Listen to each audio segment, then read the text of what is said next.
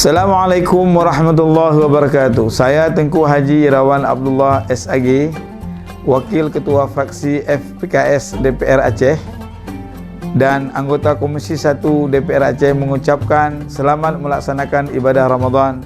Semoga dengan puasa 1444 Hijriah ini menjadikan kita hamba-hamba Allah yang soleh, hamba-hamba Allah yang penuh ketakwaan kepada Allah, dan memperoleh kemenangan di dunia dan di akhirat, dan memperoleh kebahagiaan kita sebagai hamba Allah menjadi insan yang bertakwa.